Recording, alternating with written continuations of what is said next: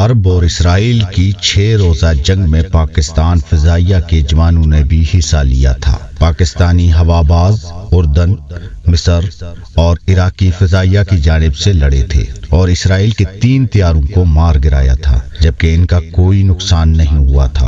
ہوا یوں تھا کہ عرب ممالک نے پاکستان سے درخواست کی تھی کہ اسرائیل نے ہم پر حملہ کر دیا ہے اور ہمارے ماہر پائلٹس نہیں رہے، لہٰذا ہمیں پاک فضائیہ کے جوانوں کی ضرورت ہے۔ پھر پاکستان نے فوری طور پر 12 سے زائد فضائیہ کے جوان بھیجے تھے، جنہوں نے اپنی بہادری اور شجاعت سے اسرائیل پر کئی پروازیں کی اور عرب ممالک میں بمباری کرنے والے 3 اسرائیلی جہازوں کو مار گرایا۔ اور یہی نہیں، اسرائیلی زمینی دستوں کو بھی نشانہ بنایا، کئی جاسوس پروازیں کر کے توپ خانے کی مدد کرتے رہے اور پسپائی کی حالت میں بھی عرب فوجوں کو ہوائی مدد فراہم کرتے ہوئے محفوظ بنایا۔ پاکستانی پائلٹس کا جنگ میں شامل ہونے والا معاملہ ڈھکا چھپا تو نہیں رہ سکتا تھا، جس پر اسرائیل نے پاکستان کو دھمکیاں دینا شروع کر دی، جبکہ وہ اس جنگ میں فاتح تھا۔ 6 دنوں تک جاری رہنے والی اس جنگ میں عرب ممالک کے 21,000 جوان شہید ہوئے تھے،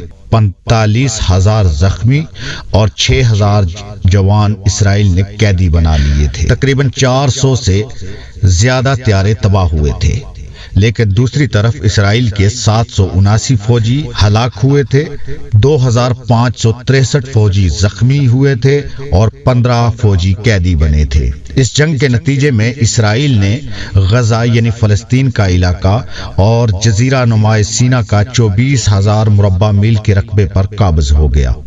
دوستو، اس جنگ میں بھی اسرائیل کو روکنے والی پاک فوج ہی تھی، جو صرف 1 درجن تھی، ورنہ وہ مسلسل آگے بڑھ رہا تھا۔